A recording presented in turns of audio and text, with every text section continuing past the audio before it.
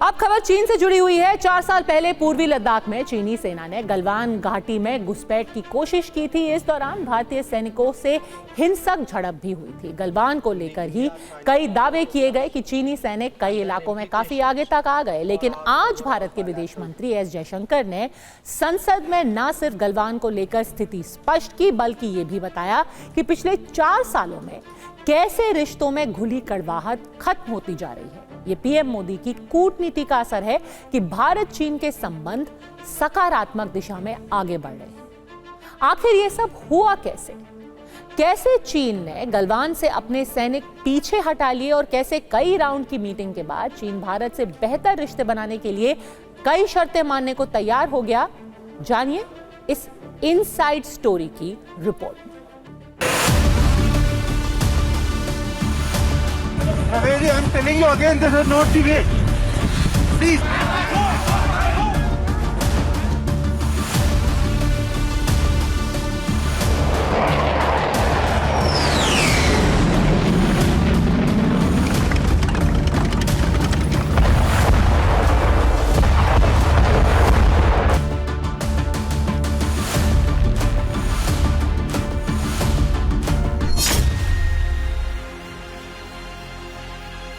अब लद्दाख शांत है, एलओसी पर खामोशी है। ऐसा लग रहा है जैसे अचानक से हालात बदल गए, जज्बात बदल गए, बात बात पर धमकी देने वाला चीन बदल गया।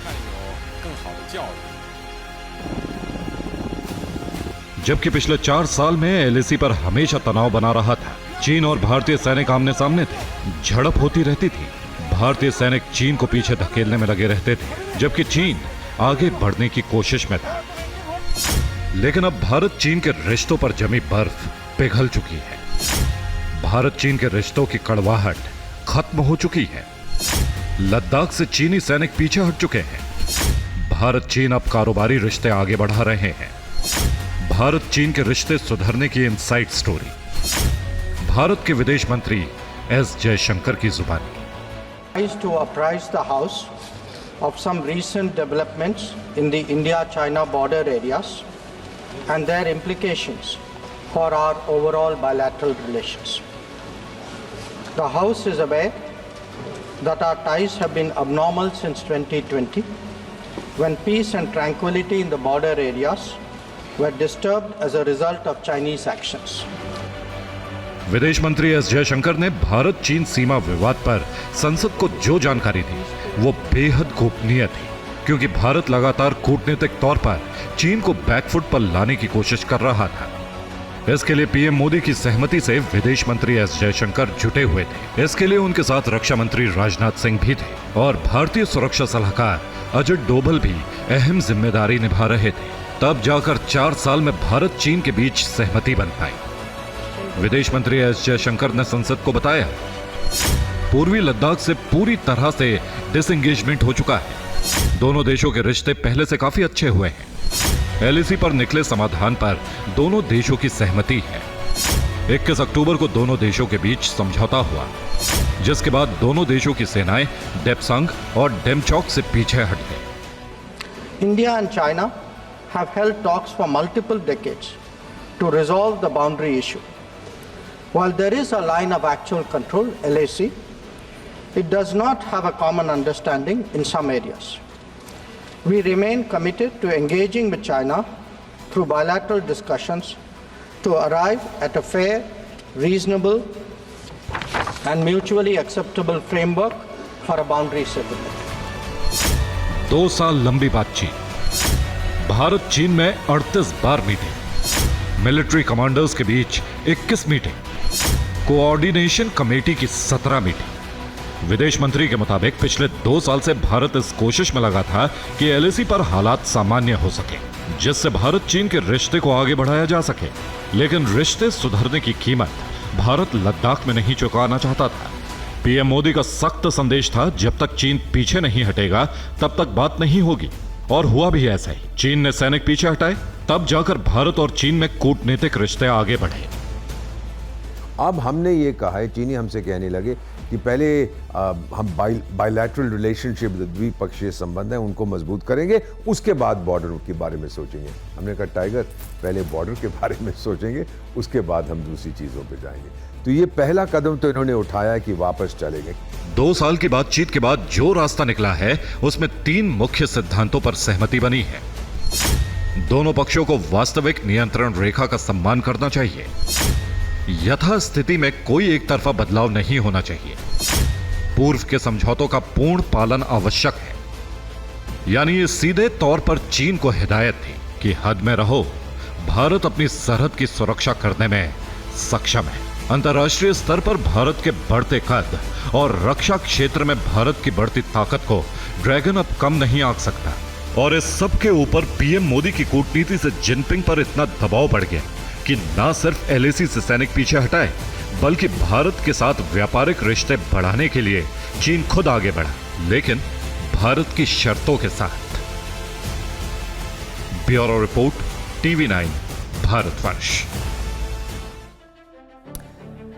लोकसभा में भारत और चीन के रिश्तों को लेकर एस जयशंकर ने कई अहम बातें बताई, जिसमें 2020 में गलवान में हिंसक झड़प के बाद कैसे संबंध बिगड़ते चले गए, लेकिन इस दौरान मोदी सरकार ने कूटनीतिक चैनल के जरिए विवाद सुलझाने के रास्ते तलाशने शुरू कर दिए थे। हालांकि भारत लगातार इस बात पर अड़ा रहा कि बातचीत की शुरुआत उसी सूरत में होगी जब चीन सैनिक पीछे हटाने को तैयार हो जाएगा। संसद में एस जयशंकर ने यह भी बताया कि चीन ने भारत के अक्साई चिन वाले इलाके में 38,000 वर्ग किलोमीटर पर अवैध कब्जा किया हुआ है, जबकि 1963 में पाकिस्तान ने 5,180 वर्ग किलोमीटर इलाका चीन को अवैध रूप से सौंप दिया था। इसके बाद चीन कई बार एलएसी पर सैनिकों को आगे बढ़ाने की कोशिश कर चुका है, लेकिन भारतीय सैनिकों ने हर बार उन्हें पीछे हटने पर मजबूर कर दिया। जयशंकर ने बताया कि 2020 में पूर्वी लद्दाख में चीनी सैनिकों ने गलवान घाटी पर कब्जा करने की कोशिश की थी। इस दौरान भारत के सैनिकों से उनकी हिंसक झड़प हुई थी, लेकिन अब 2024 में इस विवाद को सुलझाने में काफी आगे दोनों देश बढ़ चुके हैं। अब दोनों देशों के बीच इन विवादित क्षेत्रों में पेट्रोलिंग फिर से शुरू करने और स्थानीय चरवाहों के पारंपरिक अधिकारों को बहाल करने पर भी सहमति बन गई है। इस सबके बीच भारत की प्राथमिक एलएसी की सुरक्षा है, इससे समझौता नहीं किया जा सकता। एस जयशंकर ने सदन को स्पष्ट किया कि बातचीत के जरिए सभी फ्रिक्शन पॉइंट पर डिसएंगेजमेंट पूरा हो चुका है। अब भारत सामरिक तौर पर बुनियादी ढांचे में लगातार सुधार कर रहा है। सड़क, पुल, सुरंग बनाने के लिए 3 गुना निवेश किया गया है। 3 महीने पहले सितंबर में जब विदेश मंत्री जिनेवा में थे, तब उन्होंने चीन को लेकर कहा था कि 75% विवाद सुलझ चुके हैं। तब इस बयान के कई मायने निकाले जा रहे थे। इस बयान के 1 महीने बाद कजान में ब्रिक्स सम्मेलन के दौरान जब पीएम मोदी और चीन के प्रेसिडेंट जिनपिंग की मुलाकात हुई, तभी दोनों देशों के बीच एलएसी को लेकर समझौता हो चुका था। वो तारीख थी 21 अक्टूबर। लेकिन इस बारे में विदेश मंत्री ने संसद में आज बताया, House will remember that the October 21 agreement is the latest in the series of an understanding in regard to the resolution of the situation at various friction points in eastern Ladakh. करीब 40 दिन बाद विदेश मंत्री ने संसद में भारत चीन रिश्तों में आई नरमी का जिक्र किया। दरअसल वो ये सुनिश्चित कर लेना चाहते थे कि क्या चीन धोखेबाजी तो नहीं करेगा, क्योंकि ड्रैगन की ऐसी फितरत रही है। इसलिए 2 बड़े संकेतों के बाद मोदी की कूटनीति का असर दिखा।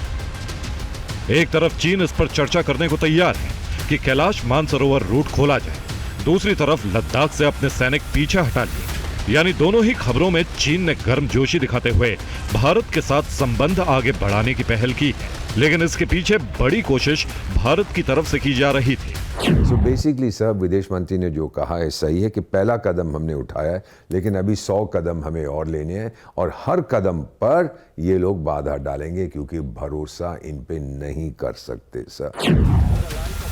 संसद में चीन को लेकर दिए बयान में विदेश मंत्री एस जयशंकर ने बड़ी साफगोई से कहा, रिश्ते सुधर जरूर रहे हैं, लेकिन इसमें स्थिरता, सीमाई इलाकों में शांति लगातार बने रहने से आएगी। इसके अलावा 2020 में आई तल्खी के लिए चीन जिम्मेदार था, क्योंकि वो अपने विस्तारवादी मंसूबे को आगे बढ़ा रहा था। लेकिन अब परिस्थितियां अलग हैं।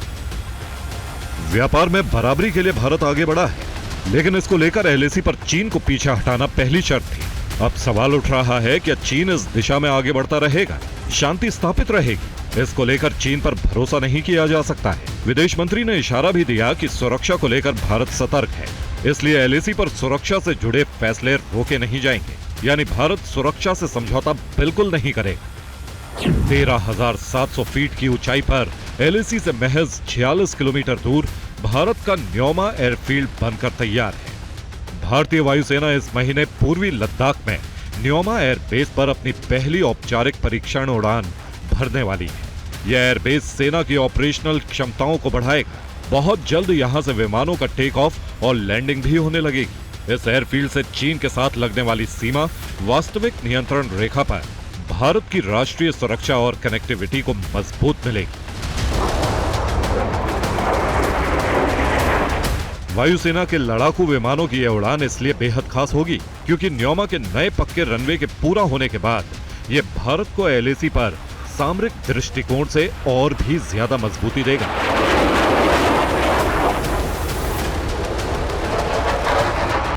यह एयरफील्ड इसलिए भी जरूरी है क्योंकि चीन पिछले कई सालों से भारत की सीमा के पास हवाई अड्डों का निर्माण कर रहा है। चीन की पीपल्स लिबरेशन आर्मी के वेस्टर्न थिएटर कमांड के लिए 30 एयरपोर्ट बनाए जा रहे हैं। यही कमांड भारत के साथ जुड़ी सीमा पर निगरानी रखता है। ऐसे में भारत को भी पूर्वी लद्दाख में अपनी सैन्य स्थिति को लगातार अपडेट करने की जरूरत है, जिसमें न्योमा एयरफील्ड गेम चेंजर साबित हो सकता है। Bureau report, TV9 Bharatvarsh.